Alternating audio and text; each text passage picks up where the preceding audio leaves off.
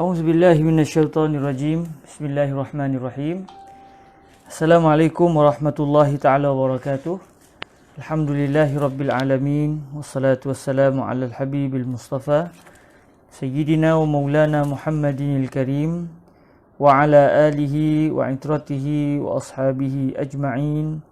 Ashhadu an la ilaha illallah wahdahu la syarikalah wa ashhadu anna habibana wa sayyidana wa maulana Muhammadan abdullahi wa rasuluh wa safiyuhu min khalqihi wa habibuh addal amanah wa ballagha risalah wa nasaha al-ummah wa kashafa Allahu bihil ghummah. Allahumma salli wa sallim wa zid wa barik ala habibina wa sayyidina wa maulana Muhammad wa ala ali sayyidina Muhammad. Allahumma amin. Fa amma ba'd. Alhamdulillah, syukur kita kehadrat Allah Subhanahu Wa Taala dapat kita bertemu pada malam yang bahagia ini.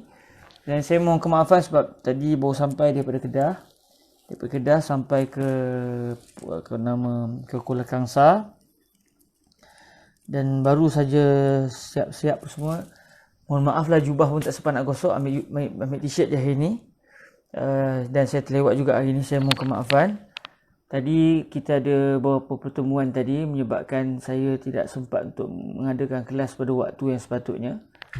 Semoga Allah Azza wa Jalla terus memberikan kita peluang. Dan saya mohon kemaafan lah kalau tiba-tiba tuan-tuan kata alamak pasal lambat. Patutnya kelas pukul sekian-sekian, kenapa dibuat lambat. Saya mohon kemaafan di atas masalah-masalah yang berlaku. Pun begitu, moga-moga semuanya baik-baik. Dan kalau kita tak dapat pun dalam keadaan biasa, moga-moga kelas yang diadakan dapat terus dijalankan insya-Allah Azza wa Jalla. Baik tuan-tuan yang dirahmati Allah Subhanahu Wa Taala, pengajian Waraqat ni dah kita dalam 2 minggu tak dapat saya bersama-sama dengan tuan-tuan dan puan-puan siapa pendengar yang dirahmati Allah Subhanahu Wa Taala. Begitu insya-Allah hari ini kita akan sambung pembacaan kitab Al-Waraqat karangan Imam Al-Haramain Al-Juwaini yang kita akan masuk pada perbahasan Al-Qiyas insya-Allah Azza wa Jalla. Sebagaimana semua sedia maklum, usul fiqh ini membicarakan tentang 3 perkara. Apakah dia dalil, bagaimana cara nak guna dalil, dan siapakah orang yang berhak menggunakan dalil. Ini 3 perbahasan yang dibincangkan dalam ilmu usul fiqhi. Jadi hasil daripada kajian para ulama, mereka mendapati bahawa di antara dalil-dalil syarak adalah qiyas, adalah al-qiyas selain pada Al-Quran, As-Sunnah, Al-Ijma'. Antara selain pada 3 ini, antaranya juga adalah Al-Qiyas. Baik, kita akan lihat qiyas ni apa dia. Qiyas ni secara mudahnya hukum yang lama, ada satu masalah lama yang telah dinyatakan oleh syarak akan hukumnya. Tiba-tiba datang masalah baru yang bila dilihat daripada ayat-ayat Al-Quran ataupun hadis baginda Nabi SAW, tidak pula dinyatakan hukum masalah baru itu secara terperinci. Ambil contoh pada hari ini, katakan sebagai contoh, kalau kita nak bawa katakan masalah baru timbul yang tidak dinyatakan hukumnya dengan jelas. Contohnya kita katakan Allahumma salli ala Rasulillah, dadah. Kita ambil contoh dadah, daun ketum ke, apa sahaja benda yang menyebabkan mabuk, tapi dia taklah macam arak, sebab arak adalah cecair yang memabukkan. Dadah pula tak semestinya dalam bentuk cecair, kadang-kadang dalam bentuk pepejal. Makan daun sekian-sekian jadi mabuk, contoh. Jadi adakah dadah pada hari ini hukumnya juga seperti arak? Sedangkan arak berdasarkan syariat mengharamkan arak, dalam masa yang sama arak adalah cecair yang memabukkan. Sedangkan kalau kita satu orang contoh ambil pil itu menyebabkan dia hilang akal, pil itu bukan arak. Jadi adakah pil itu hukumnya seperti hukum arak ataupun tidak? Sebab hukum kepada dadah secara khusus tidak ada daripada Al-Quran dan juga hadis. Namun ada persamaan di antara 2 perkara yang berlainan ini, arak dan juga dadah. Dadah bukan arak bukan dadah.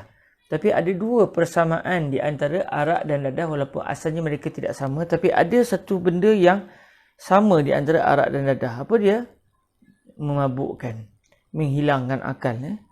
Jadi Oleh kerana arak menghilangkan akal, dan kalau kita kaji pun arak kenapa haram bukan sebab busuknya, bukan sebab cecair, tetapi arak adalah haram kerana ia menghilangkan akal, menghilangkan kemampuan akal untuk berfikir secara waras.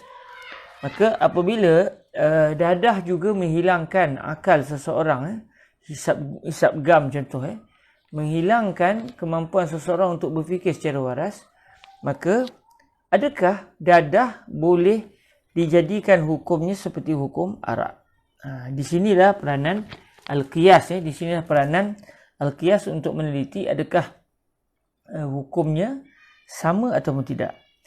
Jadi insya-Allah dalam perbahasan kita hari ini kita akan lihat secara lalu begitu, walaupun tidak secara kasar, tidak secara halus, namun kitab Al-Waraqat ini akan memberikan kita peluang untuk mempelajari asas-asas dalam ilmu usul fiqh, dengan harapan moga-moga lepas ni kita akan naik kepada kitab yang lebih tinggi yang akan membicarakan perkara yang lebih detail lagi, insya-Allah. Dan kita pun dah tinggal sikit, insya-Allah mungkin dalam 20 muhadarah ataupun 10 muhadarah lagi ataupun kurang kita akan mengkhatamkan kitab ini, dan selepas tu kita akan baca kitab yang lebih tinggi yang menghuraikan juga matan waraqat ini, iaitu kitab Qurratul Ain, Qurratul Ain insya-Allah azza wajal, yang Qurratul Ain menghuraikan syarah al-Imam al-Mahalli.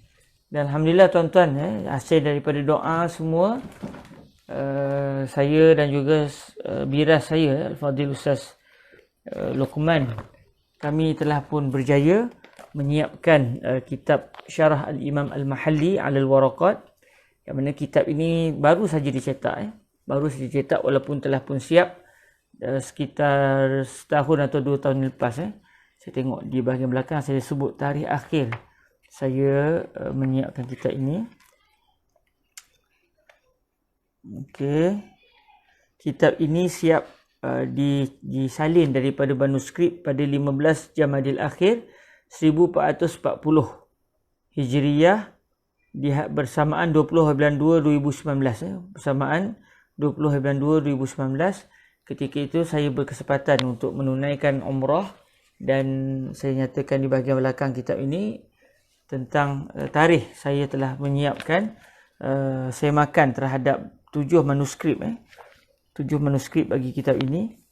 Kemudian semakan seterusnya setelah kami salin, saya semak balik kok ada silap apa semua, dan telah siap pada hari Selasa 14 Syawal 1440 Hijriah bersamaan 18 hari bulan 6 2019, berhadapan dengan ketika itu saya berada di Masjid Syekh Saleh Ja'fari, berhadapan dengan pejabat polis di hadapan makam Syekh Saleh Al-Ja'fari di Kahirah tu. Di hadapan tu ada stesen bas, di belakang stesen bas tu ada pejabat polis, dan di dalam pejabat polis itulah ada makam Al-Imam Al-Mahalli. Jadi alhamdulillah kitab ini telah berjaya disiapkan semenjak tahun 2019 lagi, bulan 18 bulan 6 dah siap dah.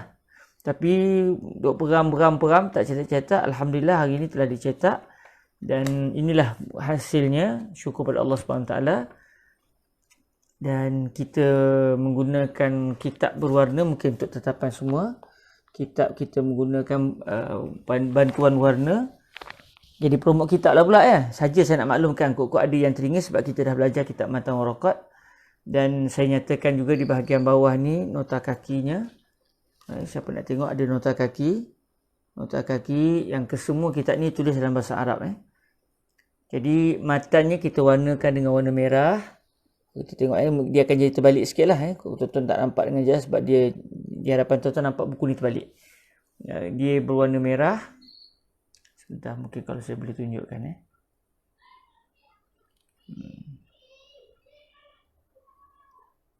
Okey, kalau kita boleh tunjukkan buku ini, kalau kita tengok, okey. Kita gunakan matannya berwarna merah. Di atas tu kita nyatakan dalam kotak tu ada matan. Kemudian di bahagian bawah matan dan juga syarah. Okey, wa amman naskhu fa ma'nahu. Kalau kita tengok dalam kurungan dan diwarnakan dengan warna merah itu adalah matan.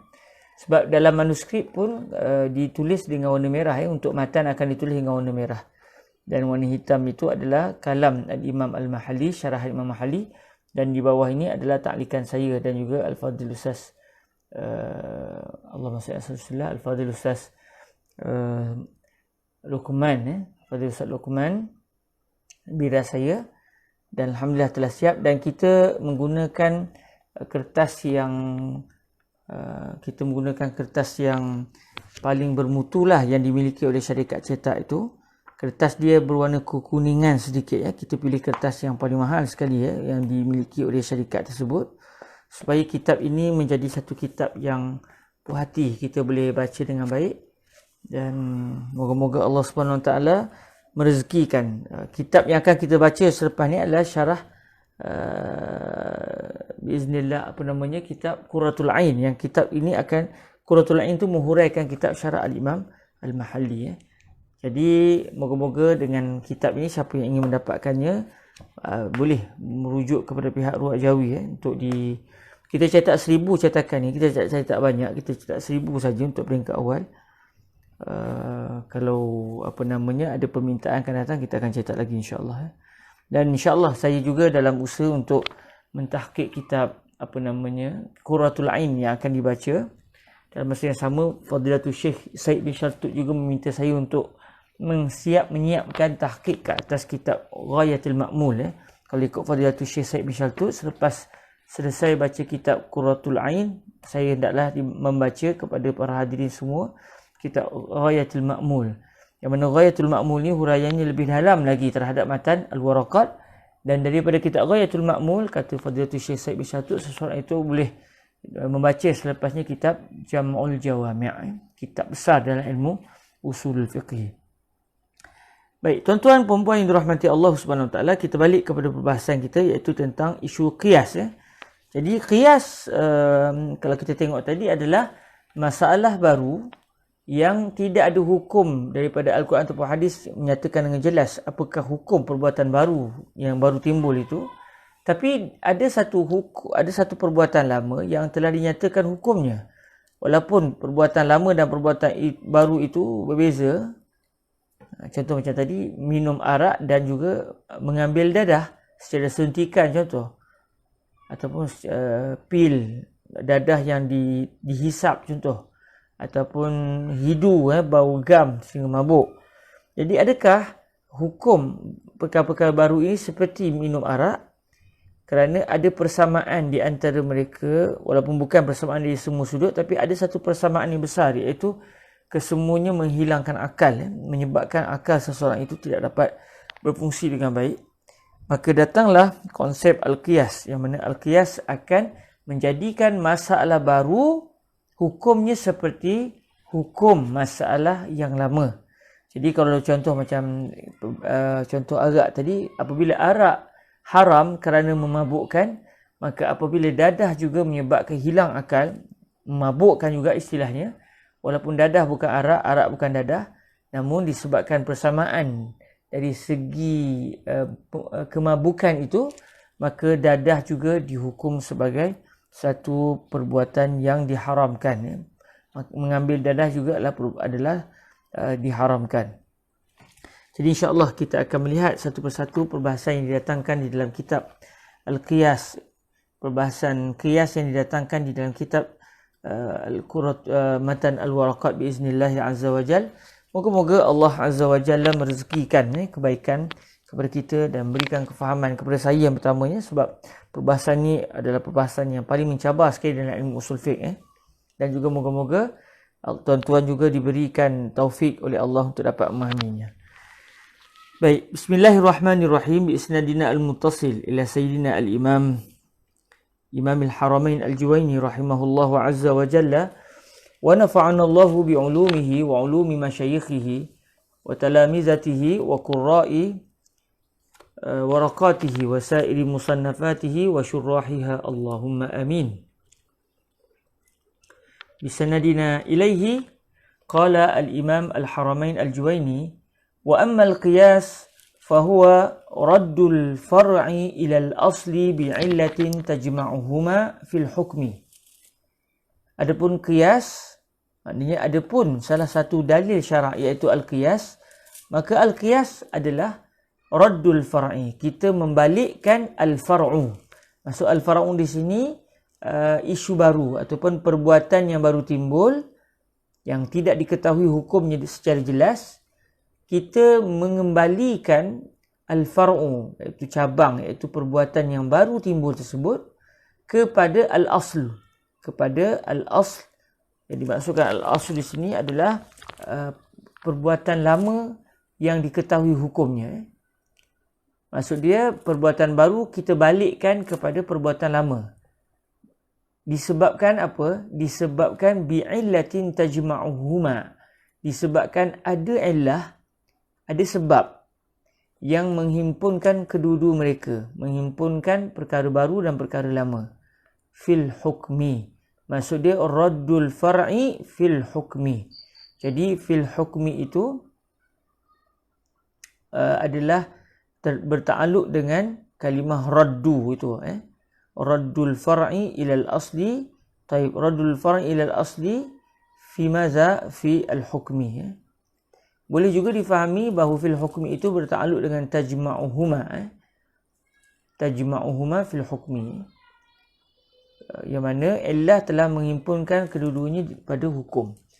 Ala kulli hal, dia nak bagi tahunya bahawa kita nak mengembalikan perkara baru kepada perkara lama. Oleh kenapa? Disebabkan ada penyebab yang menghimpunkan kedua-duanya. Kita nak kembalikan dari sudut hukum. Kerana dua perkara itu saling berbeza. Minum arak dan menyuntik dadah adalah berbeza. Minum arak bukan menyuntik dadah. Suntik dadah bukan minum arak. Tetapi ada illah. Ada penyebab. Ada sebab. Yang mana sebab inilah yang menyebabkan perkara lama itu hukumnya jelas. Contoh dalam perbahasan tadi, arak. Bila arak diharamkan oleh syarak, para ulama kaji adakah arak diharamkan kerana warna tertentu atau kerana dia busuk atau kerana dia merupakan cecair. Setelah dikaji satu persatu, apa sebab utama arak diharamkan? Maka akhirnya para ulama mendapati arak diharamkan kerana memabukkan. Jadi pengharaman itu adalah kerana memabukkan, kerana menghilangkan kemampuan akal seorang manusia untuk dapat berfikir secara waras. Jadi apabila penyebab ini yang mengharamkan arak ada juga pada dadah, walaupun mengambil dadah tidak seperti minum arak. Dia dua perkara yang berbeza. Maknanya ada benda baru, ada benda lama. Benda lamanya iaitu minum cecair, arak, cecair memabukkan. Dan perkara baru yang timbul contohnya menghisap gam. Atau Allahumma salli ala sayyidina Rasulillah, atau menyuntik dadah. Jadi oleh kerana illah yang ada pada al-aslu, yang ada kepada perkara lama, yang mana illah itulah, penyebab itulah yang menjadikan hukum meminum arak adalah haram. Apabila illah itu juga ada pada perkara baru. Contohnya macam hisap gam tadi, ataupun menyuntik dadah di badan. Illah yang sama juga ada kerana ianya memabukkan. Ianya menghilangkan akal. Maka apabila illah itu wujud, maka hukumnya juga kena wujud. Maka disebabkan itulah disamakan hukum perbuatan yang baru dengan perbuatan yang lama. Apabila penyebab kepada hukum perbuatan lama itu penyebab yang sama, iaitu illah yang sama ada pada perbuatan baru. Jadi kalau kita tengok tuan-tuan yang dirahmati Allah Subhanahu Wa Taala, para ulama apabila mereka mengkaji satu masalah yang timbul, sekiranya mereka mendapati masalah yang timbul itu tidak pernah disebut secara nas, secara jelas oleh ayat Al-Quran ataupun hadis baginda Nabi SAW, maka peranan seterusnya di dalam mereka menentukan atau menjelaskan kepada kita apakah hukum perbuatan yang baru ini, antaranya mereka akan meneliti adakah perbuatan yang baru ini mempunyai persamaan dengan perbuatan yang lain yang hukumnya jelas. Disebabkan ada penyebab ataupun illah yang menghubungkan atau menggabungkan di antara perkara baru dan lama. Disebabkan ada konsep al-qiyas lah, kita melihat para ulama kita mampu mendepani apa saja masalah baru. timbullah apa masalah baru pun, sekiranya ummah memiliki seseorang faqih, memiliki seorang ulama yang sampai ke tahap ijtihad, maka si mujtahid tadi akan menjelaskan kepada kita apakah hukum bagi perbuatan yang baru tersebut. Okey, saya ambil satu contoh lain. Berzina adalah diharamkan oleh syarak. Okey, berzina adalah diharamkan. Kalau kita tengok di antara sebab pengharaman zina adalah kerana menyebabkan selain daripada mencemarkan maruah, zina juga menyebabkan percampuran nasab.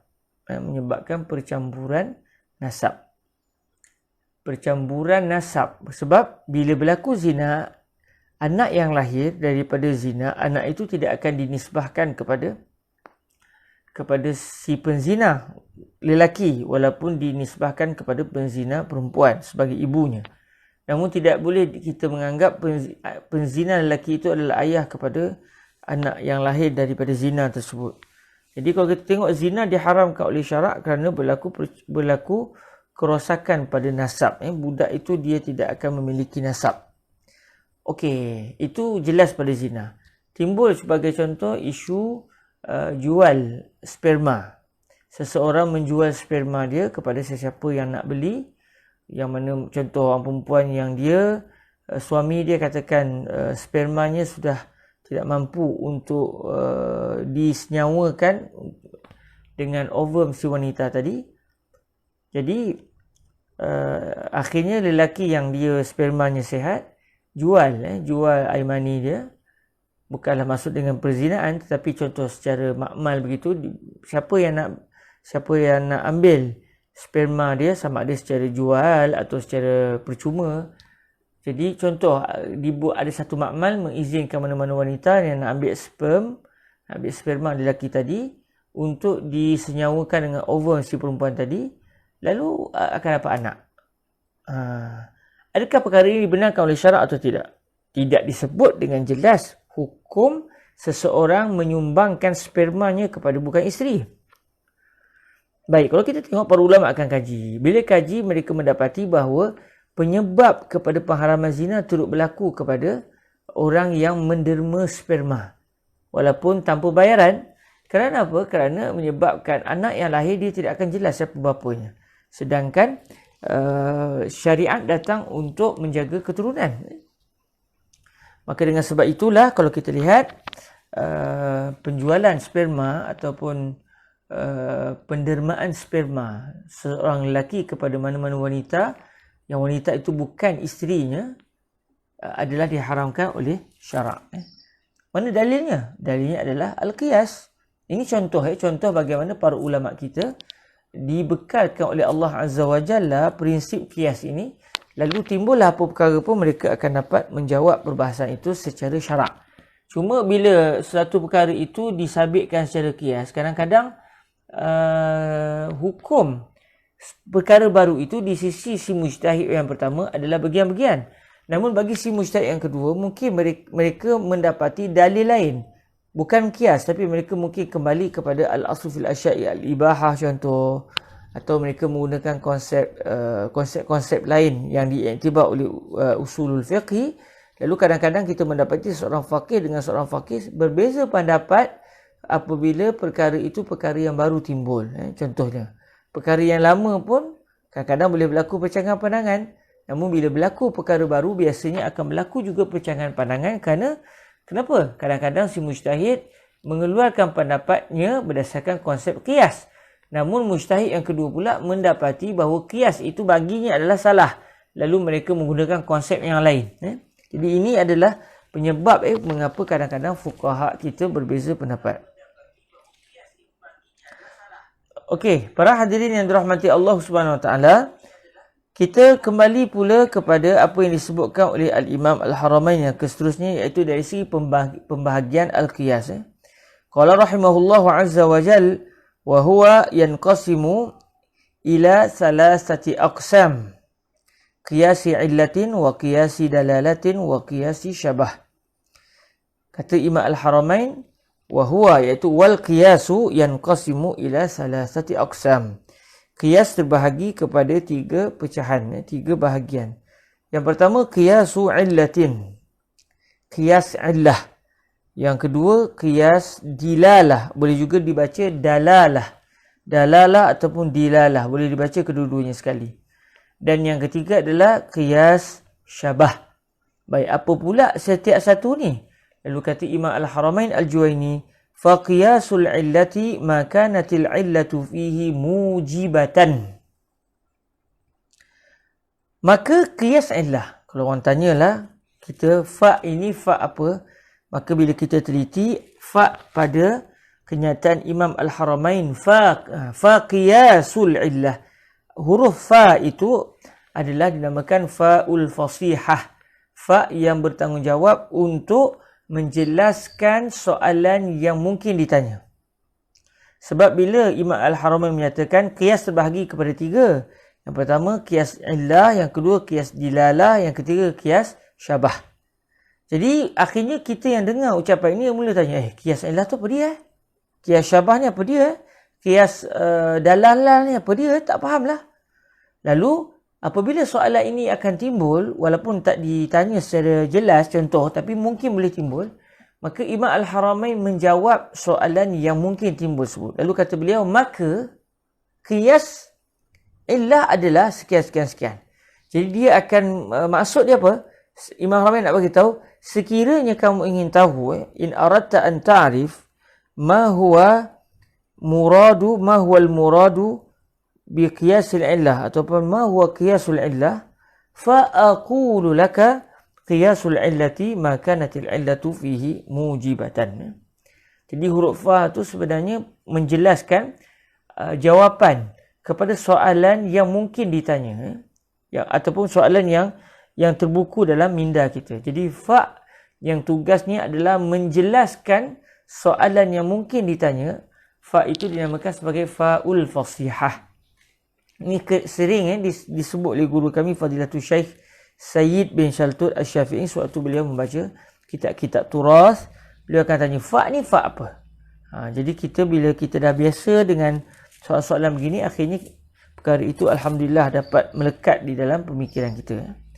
Fa qiyasul illah, maksudnya sekiranya kamu nak tahu apakah dia qiyas illah yang telah disebutkan dalam ucapan Imam Al-Haramain sebentar tadi, maka qiyas illah adalah makanatil illatu fihi mujibatan.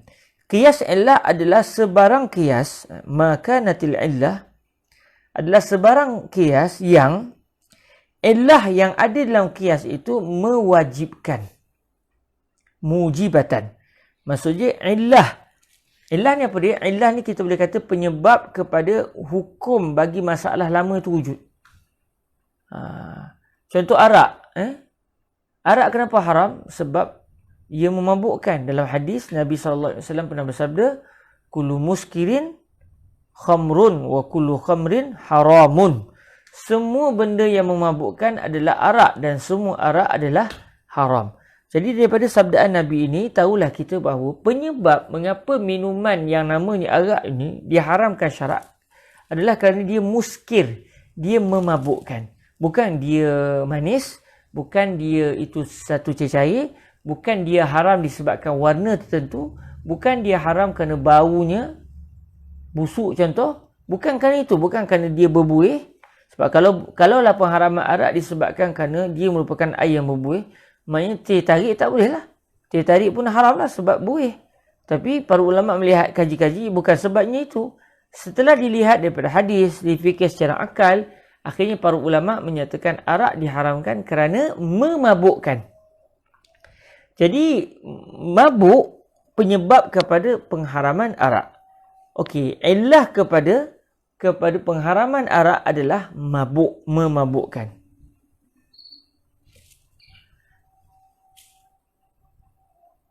Asyhadu an la ilaha illallah. Azan kami di Kuala Kangsar sedang azan Saya jawab sebentar azan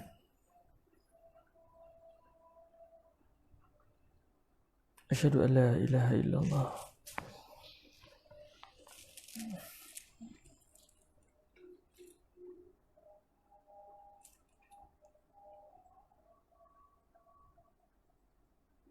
Asyhadu anna sayyidana Muhammadur Rasulullah.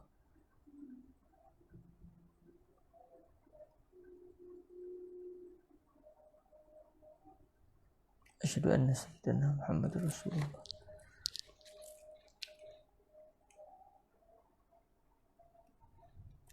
لا حول ولا قوة إلا بالله العلي العظيم.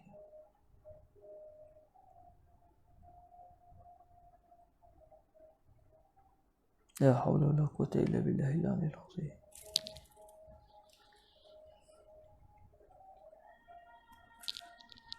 لا حول ولا قوة إلا بالله العلي العظيم.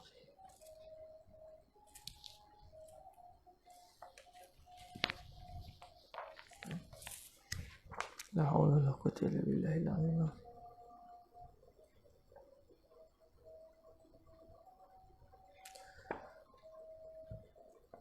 الله أكبر الله أكبر.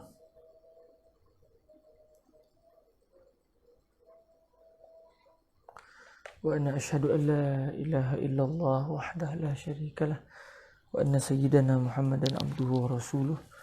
رضيت بالله ربا وبسيدنا محمد نبيا وبالإسلام دينا. اللهم رب هذه الدعوة التامة والصلاة القائمة آت سيدنا محمدا الوسيلة والفضيلة والشرف والدرجة العالية الرفيعة وبعث اللهم مقاما محمودا الذي وعدته إنك لا تخلف الميعاد. وصلى الله على سيدنا محمد وعلى آله وصحبه وسلم. Baik tuan-tuan yang dirahmati Allah Subhanahu Wa Taala, illah, kita balik kepada qiyasul illah. Qiyas illah adalah sebarang qiyas. Ma tu kalau ikut dalam ilmu ataupun apa yang telah kita pelajari sebelum ini, ma ni adalah lil umum, salah satu kalimah yang menunjukkan erti umum. Jadi illah dimaksudkan apa sahaja, patutnya dia diertikan dengan terjemahan apa sahaja. Cuma apa sahaja di sini maksudnya apa sahaja jenis qiyas, apa sahaja bentuk qiyas. Maksudnya ma ayyu qiyasin. Kita boleh katakan ma di sini bermaksud ayyu qiyasin. Apa sahaja qiyas yang illah ataupun penyebab kepada hukum yang ada di dalam qiyas tersebut mewajibkan. Mewajibkan di sini maksudnya mewajibkan hukum. Maksudnya secara akal yang waras, para mujtahid mendapati tidak kena sekiranya illah tersebut bukan illah kepada hukum. Mujtahid mengkaji tentang illah, lalu para mujtahid mendapati kalaulah kita nak kata illah yang ada tersebut ia bukan penyebab kepada hukum yang telah disebut oleh Allah ataupun Nabi SAW, maka akal akan mengatakan ia sangat jauh. Akal, ia tidak mustahil secara akal, tapi ia tidak dapat diterima oleh akal. Contohnya macam arak tadi. Bila orang kata arak adalah diharamkan kerana memabukkan. Jadi memabukkan seseorang sampai akal dia tak mampu untuk berfungsi. Minuman yang memabukkan itu adalah penyebab kepada pengharaman arak. Maksudnya sikap ataupun unsur memabukkan yang ada di dalam arak adalah penyebab, adalah illah kepada pengharaman arak. Okey, kalau satu orang kata sebenarnya arak haram bukan sebab memabukkan, tapi arak haram sebab bau busuk. Maka ketika itu akal tak boleh terima. Sebab takkan sebab bau busuk. Sebab kadang-kadang ada orang dia satu makanan tu busuk bagi dia, tapi tidak busuk pada orang lain. Sedangkan makanan itu tidak haram. Contoh macam tempoyak contoh. Setengah orang tak lepas. Bau busuk dia kata. Contoh ikan berkasam, bau dia agak keras bagi setengah orang, bagi dia busuk. Durian sendiri masyayikh Mesir kalau makan durian tak lepas sampai Syekh Ahmad Ajin hafizahullah azza wajal, suatu beliau datang ke Malaysia 2 tahun lepas, tahun 2018 kalau saya tak silap, atau 2019. Beliau kata bila tengok durian, beliau teringat buah zakum, buah zakum yang disebut dalam Al-Quranul Karim. Dari segi luarannya berduri dan baunya busuk kata Syekh. Tapi saya pula bau durian tak berbusuk, bahkan rasa nak banyak, rasa nak makan. Jadi adakah arak diharamkan kerana bau dan bukan kerana memabukkan? Jadi bila kita tanya dengan akal, akal tidak boleh menerimanya walaupun ia tidak mustahil secara akal, namun akal rasa tak sesuai untuk kita mengatakan bahawa elah kepada pengharaman arak adalah baunya yang busuk contoh, sebab arak berbau bau busuk. Namun akal sangat-sangat dapat menerima sekiranya kita sebut penyebab pengharaman arak adalah kerana arak memabukkan. Maksudnya sikap memabukkan yang ada pada arak itu penyebab kepada pengharaman arak. Jadi akal boleh terima dan akal rasa ini sangat relevan, sangat sesuai kepada hukum pengharaman arak. Maka apabila akal merasakan bahawa illah tertentu itu relevan untuk dijadikan sebagai illah bagi hukum, dan akal tak boleh terima bahawa ada illah lain yang merupakan penyebab kepada pengharaman dan bukannya illah yang mula-mula. Kalau berlaku seperti itu, maka kita kata illah yang ada itu dinamakan, menyebabkan qiyasnya dipanggil sebagai qiyas al-illah. Okey, qiyas illah adalah sebarang qiyas yang illah ataupun penyebab yang ada di dalam hukum tersebut mewajibkan, iaitu mewajibkan, illah yang ada pada qiyas tersebut mewajibkan hukum. Jadi dhamir pada kalimah fihi itu kembali kepada fi al-qiyas. Fa qiyasul illah ma ay ayu qiyasin kanatil illatu fihi ay kanatil illatu fil qiyasi mujibatan. Maksudnya mujibatan lil hukmi. Okey. Contoh lain kalau kita nak buat contoh yang disebut oleh para ulama juga. Contoh kalau Allah Taala, kalau kita buka Al-Quran, Allah Subhanahu Wa Taala menyatakan wala taqul lahuma uff. Janganlah kamu semua mengatakan uff. Uff ni kata Syekh Said Syatud, contoh macam kalau ibu kita kata, "Bang, tolong angkat baju Umi bang, bawa ke penyedai." Atau sebab katakan satu orang disuruh oleh ibunya untuk mengangkat baju daripada mesin basuh ke ampaian. Tiba-tiba dia buat gini.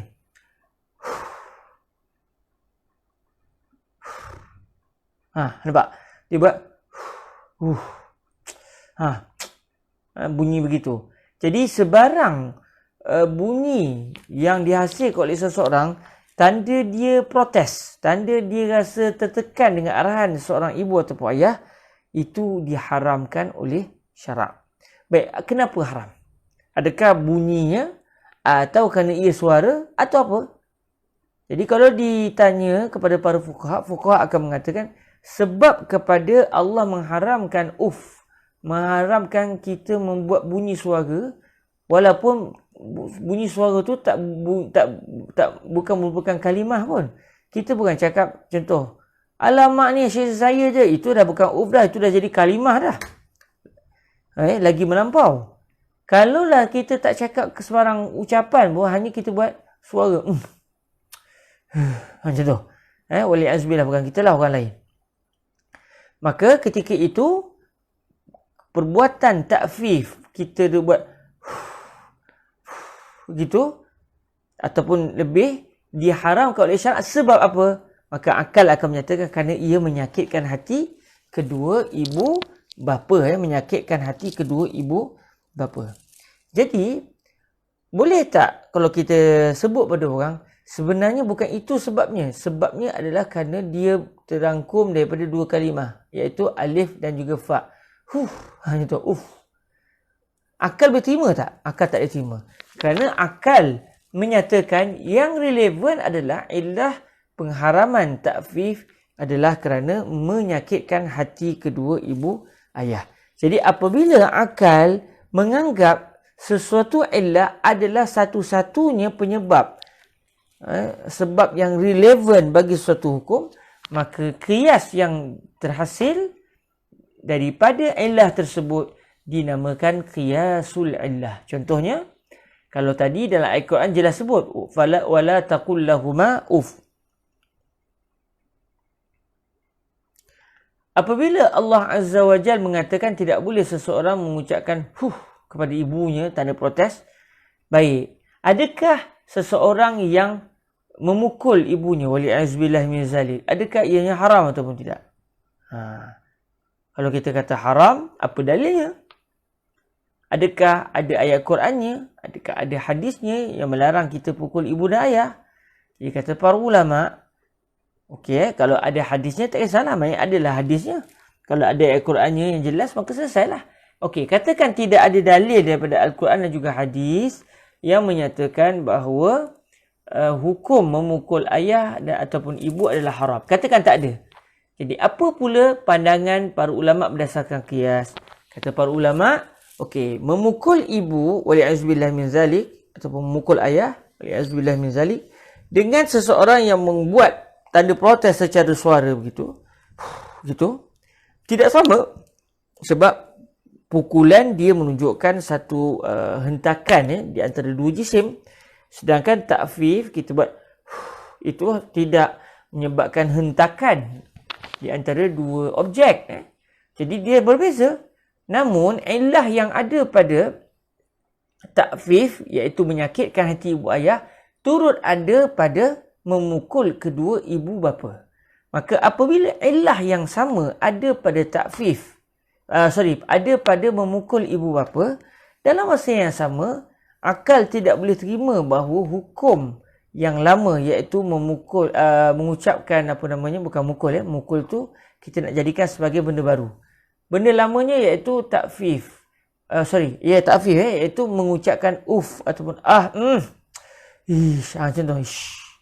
Contoh-contoh yang ayat bunyi-bunyi begitulah yang menunjukkan tanda protes, tanda tak puas hati dengan ibu ataupun ayah.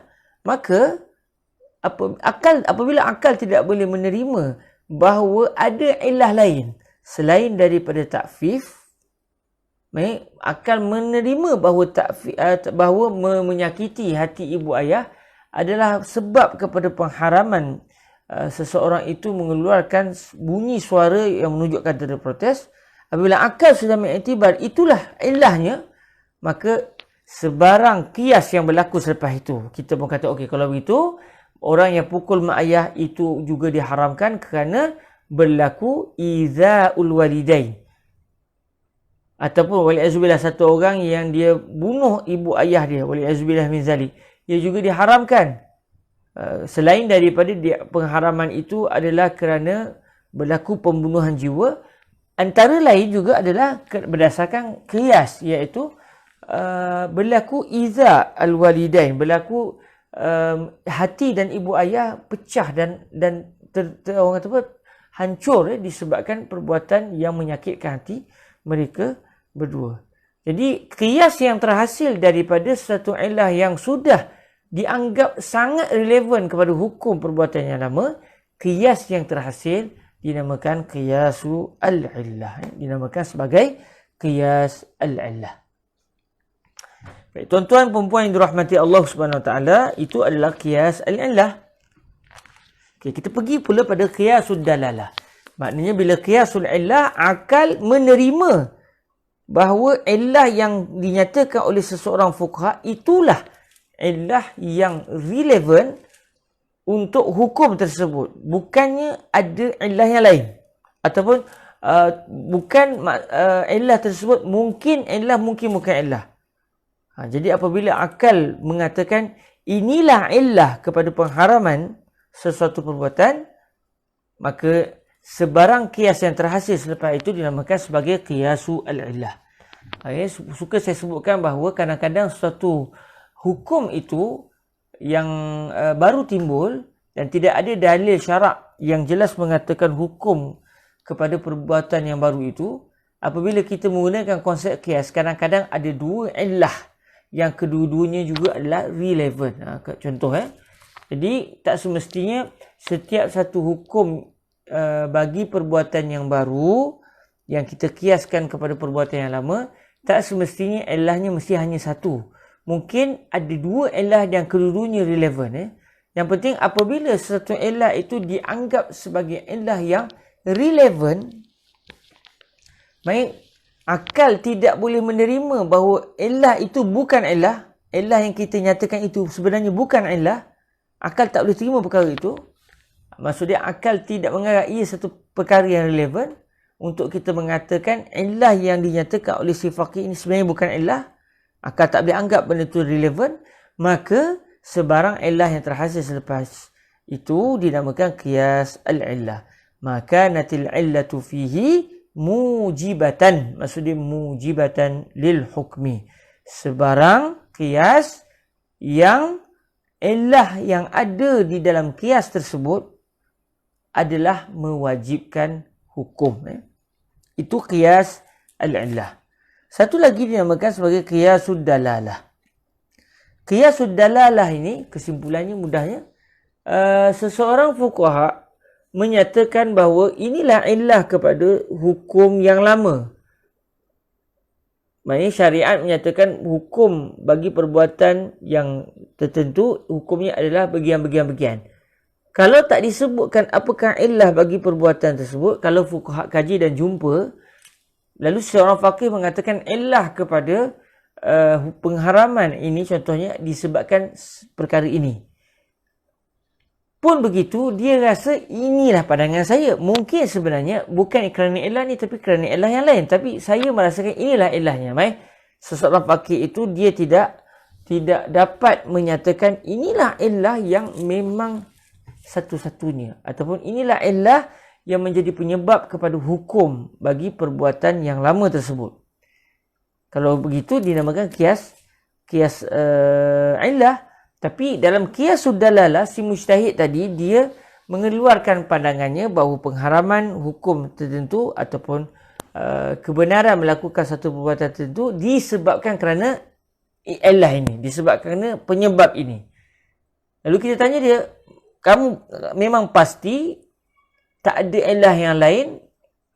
Kalau dia kata ini pandangan saya, tapi tak mustahil juga. Illah yang saya rasakan ia adalah illah sebenarnya bukan illah. Tapi saya merasakan ini adalah illah. Maka kalau begitu yang berlaku, qiyas yang terhasil selepas itu dinamakan qiyas ad-dalalah. Maksudnya qiyas yang diperolehi secara istidlal. Secara seseorang itu berpendapat inilah illahnya.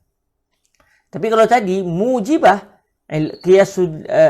qiyasul illah adalah satu qiyas yang illahnya adalah diterima oleh akal, dan si mujtahid tadi kata saya tak boleh terima ada illah yang lain.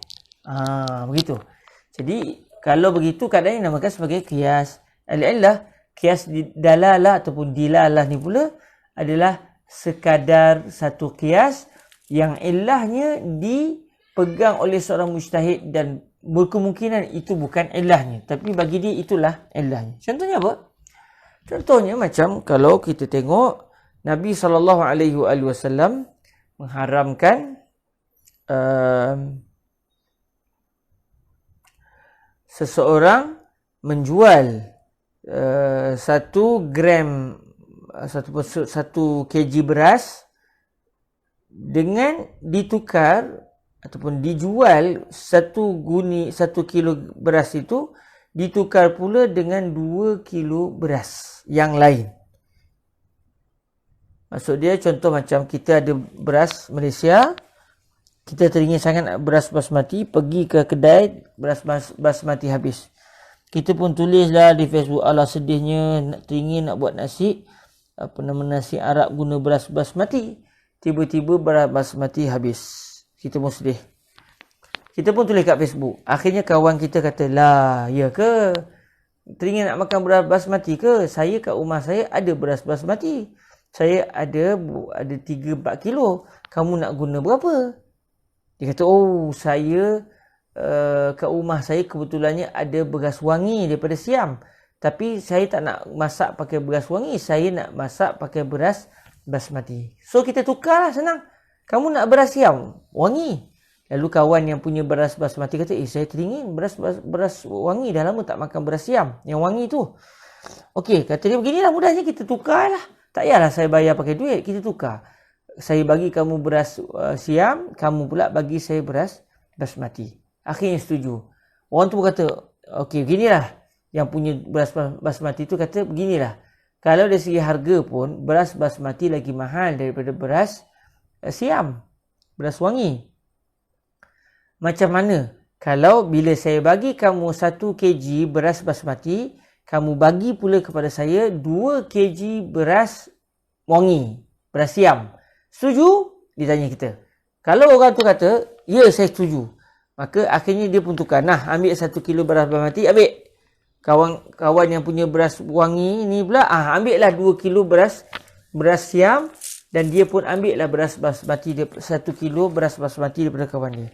Maka, apakah hukum pertukaran beras itu? Hukumnya adalah haram. Perbuatan itu adalah haram, hukumnya adalah al-hurmah. Mengapa? Soalannya, mengapa? Bila para ulama kaji,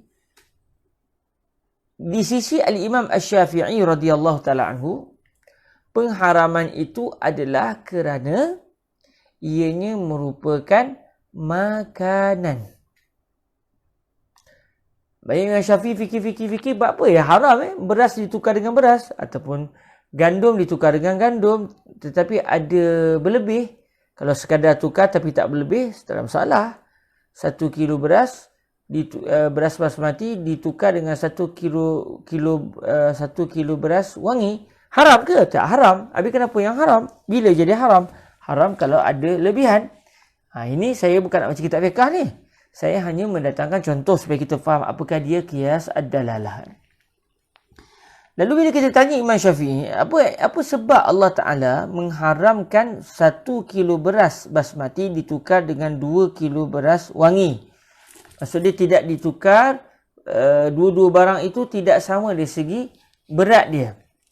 Lalu kata Imam Syafi'i, sebabnya adalah kerana makanan. Maksud dia, apabila dalam dalil-dalil sebelum ini, sebab dalam hadis tak disebut tukar beras dengan beras ni apa hukum. Dia hanya sebut tukar gandum dengan gandum, tapi salah satunya ada yang lebih, maka haram.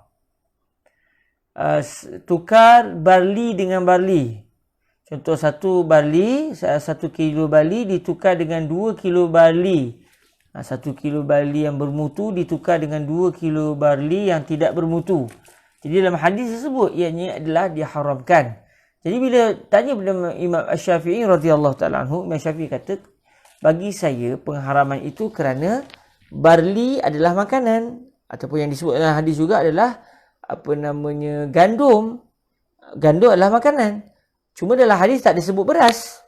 Okey, kita pun nak kias. Apakah beras juga seperti hukum menukar 1 kilo barli dengan 2 kilo barli? Sebab dalam isu kita tadi, 1 kilo beras basmati nak ditukar dengan 2 kilo beras wangi. Jadi apabila ditanya pada Imam Syafi'i kata haram. 1 kilo beras basmati tidak boleh ditukar dengan 2 kilo beras basmati, 2 kilo beras wangi. Kalau nak tukar juga mesti sama. Kalau nak tukar jugalah, tukaran barter ni. Kalau nak buat juga tukaran tanpa menggunakan mata wang, maka 1 kilo beras basmati hendaklah ditukar dengan 1 kilo juga beras siam ataupun beras biasa-biasa. Yang penting apabila ia beras dengan beras, hendaklah sama timbangannya. Jadi Imam Syafi'i mengatakan penyebabnya adalah makanan. Maka apabila 1 kilo beras haram, 1 kilo gandum diharamkan untuk ditukar dengan 2 kilo gandum, maka begitu jugalah 1 kilo beras diharamkan untuk ditukar dengan 2 kilo beras. Kenapa? Kerana kedua-duanya adalah makanan. Okey, maknanya Imam Syafi'i mengatakan ilahnya adalah kerana makanan. Jadi Nabi larang Nabi larang seseorang menukar barli dengan barli, ditukar juga dengan barli. Maksudnya sama jenis barli dengan barli. Nabi larang untuk ditukar secara ada yang lebih. Kalau dua-dua sama, tak ada masalah. 1 kilo barli ditukar dengan 1 kilo barli, tak ada masalah. Tapi yang jadi haram kerana ada lebihan. Kenapa diharamkan? Adakah kerana semata-mata lebihan? Kalau begitu, saya jual baju dengan satu baju. Contoh ni baju ruak jawi. Satu baju ruak jawi saya nak tukar dengan 2 baju lain adalah haram. Kalau saya kata ianya kerana berlaku lebihan. Jadi Imam Syafi'i kata tak, bukan baju, satu helai baju ditukar dengan dua helai baju tak jadi haram. Habis kenapa haram Imam Syafi'i? Kerana kata Imam Syafi'i, makanan. Apabila benda yang ditukar secara berlebih itu adalah makanan, maka haram. Sekilo daging nak tukar dengan 2 kilo daging, haram. 1 kilo daging, daging lembu daripada Jepun tu, kita nak tukar dengan 10 kilo daging daripada Selangor. Boleh tak boleh? Haram. Sebab apa? Ada dalil ke yang kata haram dari segi Al-Quran ataupun hadis? Tak ada. Habis kamu kata haram sebab apa? Berdasarkan konsep kias. Kenapa? Kerana kedua-duanya adalah makanan. Dalam hadis disebut gandum tak boleh tukar dengan gandum kalau ada yang berlebih. Kenapa? Imam Syafi'i kata kerana makanan.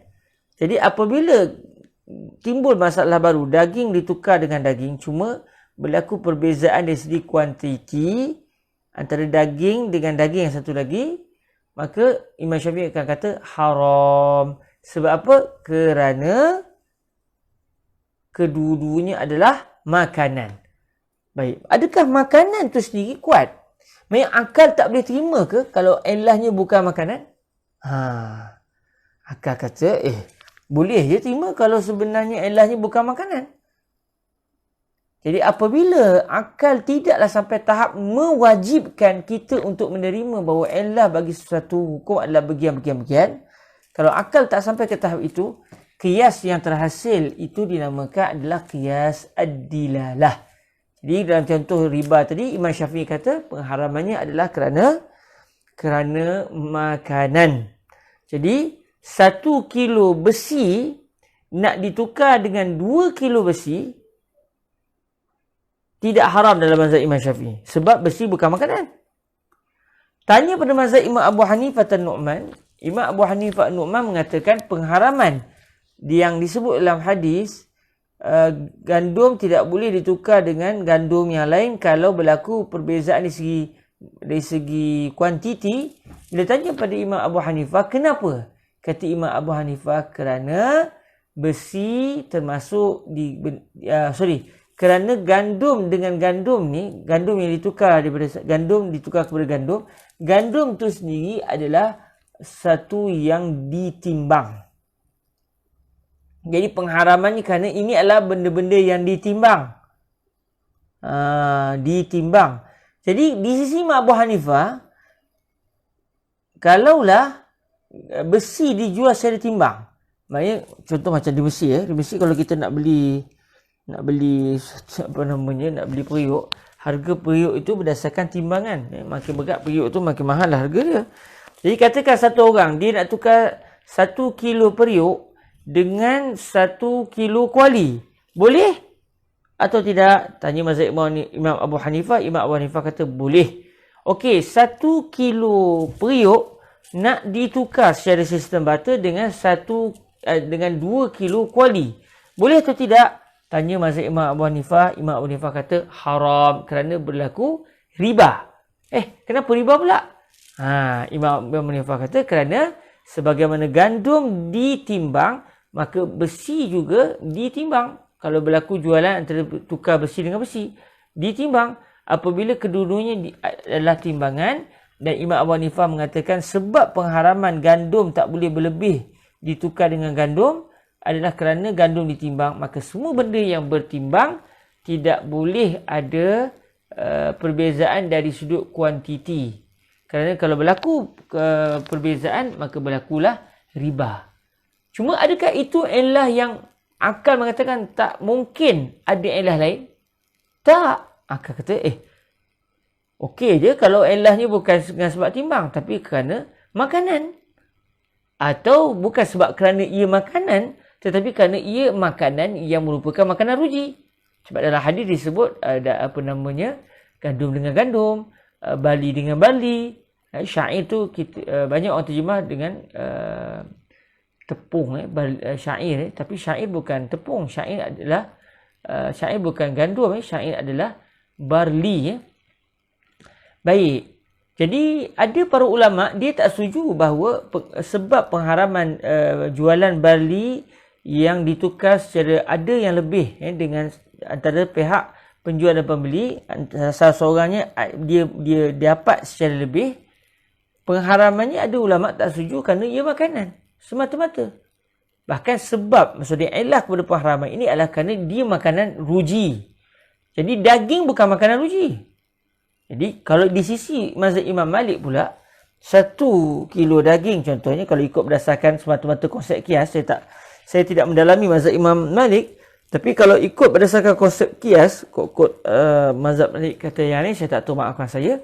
Jadi kalau kita cuba nak gunakan konsep kias, di sisi mazhab Imam Malik yang mengatakan sebab pengharaman gandum ditukar dengan gandum kalau berlaku lebih antara pihak penjual atau pihak pembeli, maka kalaulah ilahnya adalah kerana makanan ruji, maka kalau sekilo daging lembu daripada Jepun ditukar dengan 2 kilo daging lembu daripada Malaysia, itu tidak haram. Sebab daging bukan makanan ruji. Tapi tanya mazhab Imam Syafi'i, Imam Syafi'i kata haram sebab pengharamannya bukan kerana makanan ruji, tapi kerana ia adalah makanan. Apa saja makanan?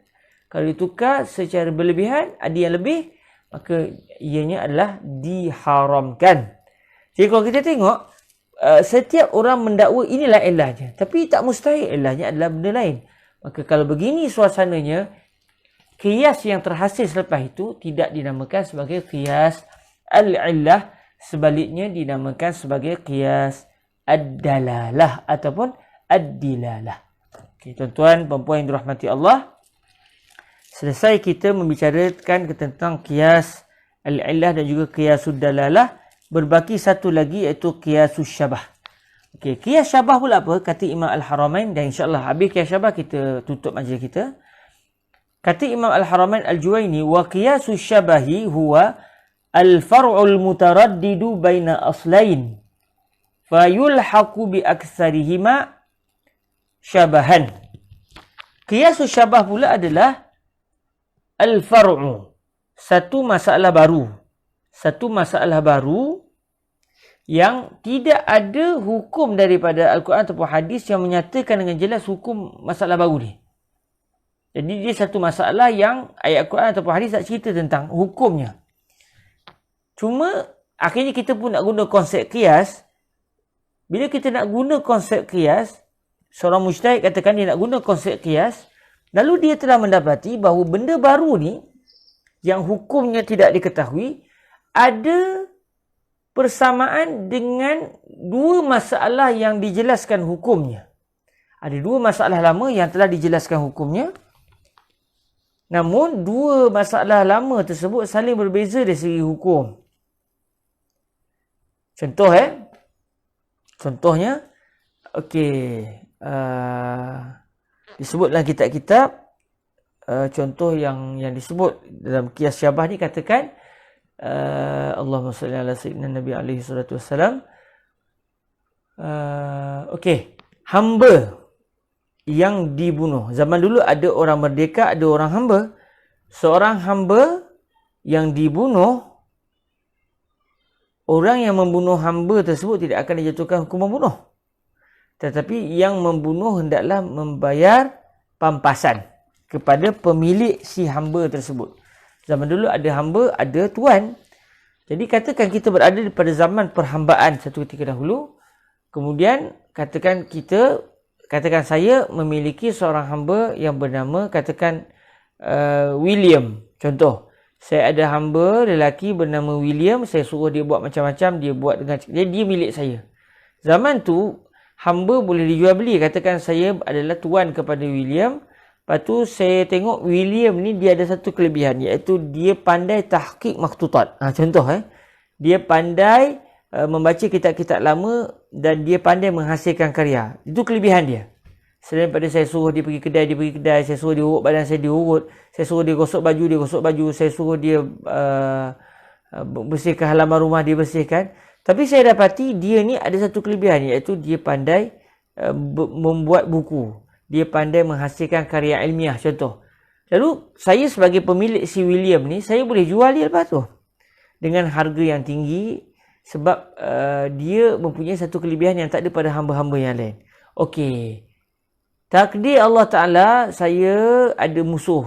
Wali'azbillah min zalik. Katakan musuh tu tak suka dengan saya satu hari. Dia tengok William ni bawa barang-barang saya untuk dibawa ke pasar. Saya minta dia katakan, tolong jualkan saya punya pasu bunga. Contoh, dia pun bawa pasu bunga ke pasar. Lalu si musuh yang tak suka dengan saya ni, dia tengok William bawa barang-barang saya, dia pun pergi dekat-dekat dengan William, dia pun tikam William dengan kerih. Contoh, dia tikam William dengan kerih, matilah si William ni. Adakah yang membunuh si William tadi dijatuhkan hukuman qisas? Tidak. Dari segi fiqahnya tidak. Okey, apa hukumnya? Dia hendaklah membayar pampasan. Okey, berapa? Okey, kita balik kepada isu kias syabah. Berapa? Ada tak dalil daripada Al-Quran ataupun hadis yang menyatakan hamba ni kalau dia dibunuh pampasannya adalah sekian-sekian? Ada atau tidak? Tidak ada. Bila tidak ada, maka fuqaha pun mula mencari, ada tak masalah-masalah lama yang macam masalah ni? Lalu para ulama, seorang mujtahid katakan dia mendapati dua masalah lama, tapi hukum dia menjadi berbeza. Masalah lama yang pertama adalah barang jualan. Contoh, katakan saya ada, okey, katakan ni contohlah. Okey, kejap. Bismillah. Tadi. Okey. Ni contoh je. Okey. Saya pergi baru-baru ni, saya pergi ke Kedah, ke Pulau Pinang. Pagi tadi pergi ke Perlis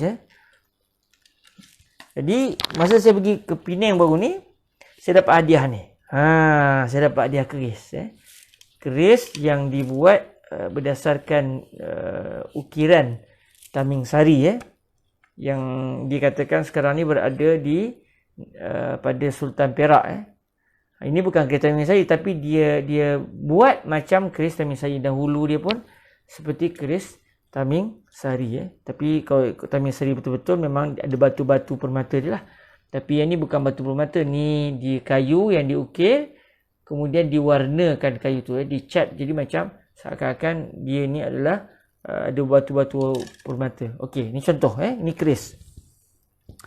Okey, keris ni saya dapat daripada Ustaz Anik Arun. Saya pergi ke Darul Hadis beliau. Lepas tu saya bergurau dengan beliau. Saya kata banyak, saya tengok Ustaz Anik ni minat keris juga. Saya kata banyak ke keris? Bagilah satu. Lepas tu dia senyum-senyum, dia kata pilih lah. Saya kata gurau je. Lepas tu dia baginya saya keris ni. Dia kata ambil lah keris ni, hadiah daripada saya kepada Ustaz Hairul. Akhirnya saya sekarang memiliki keris yang seperti Taming Sari ni. Saya jadi pemilik. Boleh tak saya nak jual? Ustaz ni bagi saya free. Saya nak pergi jual. Contoh, saya sebut betul-betul. Okey tuan-tuan, siapa nak beli keris ni, saya nak jual dengan harga RM150. Siapa nak beli? Saya nak jual dengan harga RM150. Siapa nak beli? Contoh. Takdir Allah Ta'ala, tiba-tiba satu orang, dia pinjam keris ni, dia tengok-tengok, tiba-tiba dia pergi tikam, patah keris ni. Contoh, patah, dia buat macam mana tu sampai patah. Dia kena pulang ganti sebab dia telah mematahkan keris milik saya. Dia telah mematahkan keris milik saya. Jadi dia kena ganti berapa? Okey, kalau harganya RM150, dia kena ganti RM150. Jadi barang milik saya boleh jual. Bila barang itu dirosakkan oleh seseorang, maka orang yang merosakkan barang saya, dia hendaklah mengganti berdasarkan harga barang yang dirosakkan tersebut. Jadi tuan-tuan yang dirahmati Allah Azza wa Jal, itu balik kepada isu hamba tadi, hamba juga boleh dijual beli. Jadi hamba juga seakan-akan seperti keris ni yang boleh dijual beli. Jadi apabila keris ini kalau dirosakkan, boleh saya tuntut semula secara secara harga dia. Maka kalau saya kata hamba juga dari sudut dia adalah barang yang boleh dibeli dan dijual, adalah seperti keris, maka kalaulah hamba itu harga jualan dia, katakan saya jual hamba itu dengan harga 2,000 dinar, 2,000 duit emas. 2,000 duit emas.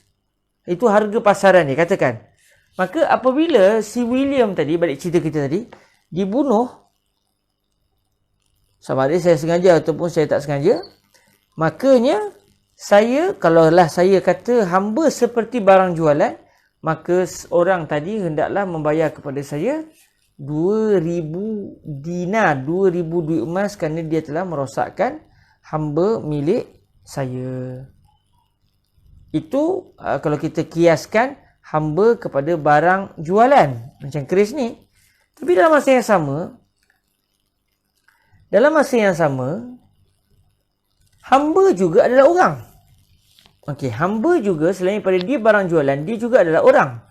Apabila dia adalah orang, kalau orang merdeka dibunuh, maka diat, kalau kita kembali kepada konsep diat seorang manusia merdeka yang dibunuh, diatnya adalah 1,000 dinar atau 100 ekor unta. Okey, 1,000 dinar lah, kita letak 1,000 dinar contoh. Jadi kalaulah seorang yang merdeka dibunuh, lalu hakim menjatuhkan hukuman diat kepada kepada yang membunuh.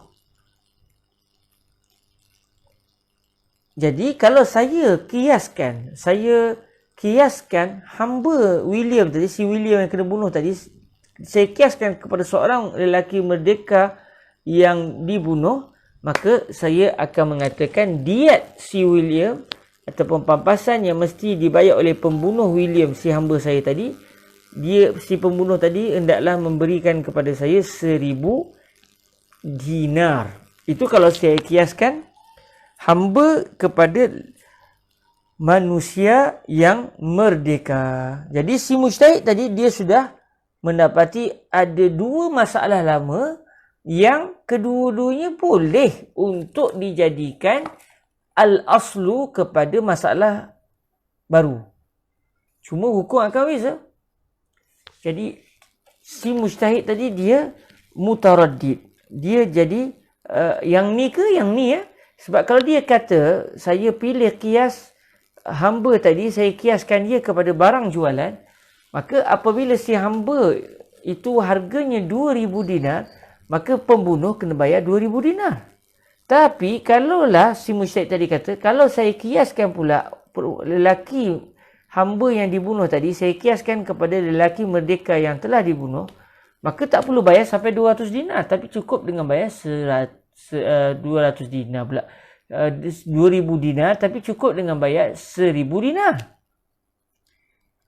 Jadi apabila al-far'u itu, masalah yang baru timbul itu, dia berputar-putar atau dia bersimpang siur di antara dua masalah lama, yang setiap masalah lama itu ada hukumnya, maka kias hamba yang nama William tadi, kalaulah si mujtahid dipilih salah satu, kias itu sendiri dinamakan sebagai kias asyabah. Kerana berlaku asyabah, berlaku kesamaran. Berlaku al-ishtibah, berlaku kesamaran. Di mana satu kita nak pilih antara William sebagai seorang manusia atau William sebagai barang jualan. Jadi qiyasus syabah huwa al-far'ul mutaraddidu baina aslain fayulhaqu bi aktsarihima syabaha. Jadi qiyasus syabah adalah al-far'u, iaitu masalah baru yang bersimpang siur di antara dua masalah lama, iaitu al-aslain. Lalu apa yang perlu dibuat oleh si mujtahid? Fayulhaqu, maksudnya fayulhaqul far'u bi aktsarihima syabaha. Masalah yang baru hendaklah dilekatkan kepada siapa? Dilekatkan kepada yang paling banyak di antara dua masalah lama tadi dari sudut kesamaan. Jadi masalah baru dia juga sama dengan masalah lama yang pertama. Dia juga sama dengan masalah lama yang kedua.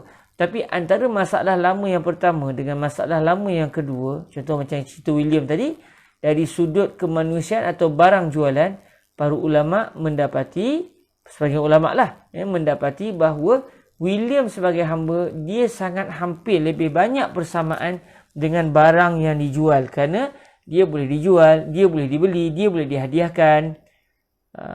Lebih banyak persamaan William sebagai satu barang jualan daripada William sebagai manusia. Antara manusia dan juga barang jualan, mana yang lebih banyak persamaan? Maka para ulama mendapati persamaan yang paling banyak adalah kita kata William seperti barang jualan. Maka ketika itu, dalam contoh kita tadi, William yang telah dibunuh, orang yang membunuh William adalah memberikan kepada saya pampasan sebanyak 2,000 dinar. Sekalipun kalau nak kira-kiranya, seorang lelaki merdeka, kalau dibunuh tak sampai diatnya 2,000 dinar, diatnya hanya 1,000 dinar atau 100 ekor unta. Jadi kalau itulah yang ingin saya sampaikan, perbezaan di antara qiyasul illah, qiyasul syabah dan juga qiyas ad-dalalah. Tuan-tuan yang dirahmati Allah SWT, insya-Allah dalam pertemuan yang akan datang kita akan masuk pula kepada syarat-syarat yang disebutkan oleh Imam Al-Haramain merujuk kepada qiyas. Apa syarat-syarat yang mesti ada di dalam qiyas? Insya-Allah kita akan bertemu semula pada pertemuan yang akan datang, insya-Allah SWT. Baik, sekadar itu saja pada saya, tuan-tuan. Mohon maaf kalau kelas kita hari ini terlewat daripada waktu asal. Sepatutnya kelas kita bermula pada pukul 3 petang waktu Malaysia, tapi saya mulakan hari ini dengan agak lewat pada pukul 8 tadi, ataupun 8 suku tadi kita mulakan. Moga-moga ada kebaikan. Saya mohon kemaafan atas kesilapan saya dan kelemahan saya, sebabkan tadi saya ada pertemuan yang tak dapat dielakkan. Dan saya tadi pula bertolak pulang daripada Alustar ke Kuala Kangsar, dan sekarang alhamdulillah dah sampai ke Kuala Kangsar. Jadi tak dapat nak buat kelas tepat pada masa yang sepatutnya. Tapi saya tak sampai hati pula nak tangguhkan ke minggu depan. Jadi saya pun terpaksa memilih waktu lain. Dan pada pertemuan yang akan datang kita akan kembali semula pada pukul 3 petang, insya-Allah SWT. Terima kasih kepada semua. Mohon doa kepada saya dan juga kawan-kawan yang lain. Dan doakan juga moga-moga Allah terus memberikan kekuatan kepada pusat pengajian Ruwaq Jawi untuk menjadi satu pusat pengajian yang dapat berkhidmat dan menjadi khadam kepada umat Nabi Muhammad SAW dari sudut keilmuan. Mohon doa agar Allah memberkati kami dan memberkati kita semua, dan terus menjaga pusat pengajian Ruwaq Jawi yang kita sayangi ini untuk terus berkhidmat kepada umat. Moga-moga daripada kelas-kelas yang diadakan dalam bahasa Melayu ataupun kelas-kelas yang diadakan dalam bahasa Arab oleh para ulama besar kita yang berada di Mesir sana, moga-moga daripada pengajian ini akan lahirlah para ulama yang akan membela kaum muslimin dan akan terus menyebarkan kasih sayang serta keindahan agama Islam kepada umat manusia. Allahumma amin. Mohon doa semua. Aqulu qauli hadza wa astaghfirullah li wa lakum. Kita tangguhkan majlis kita pada malam ini dengan kita berselawat ke hadrat baginda Nabi Muhammad sallallahu alaihi wa alihi wasallam.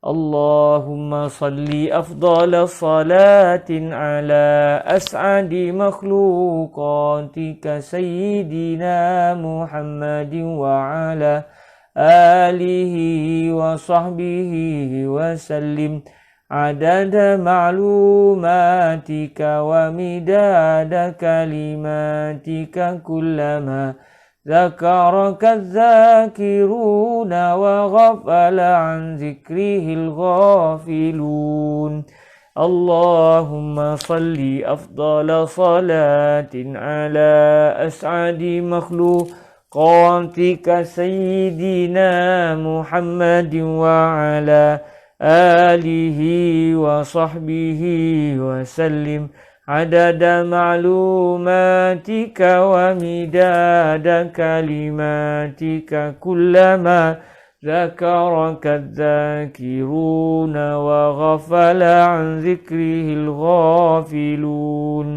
اللهم صل أفضل صلاة على أسعد مخلوقاتك سيدنا محمد وعلى آله وصحبه وسلم عدد معلوماتك ومداد كلماتك كلما ذكرك الذاكرون وغفل عن ذكره الغافلون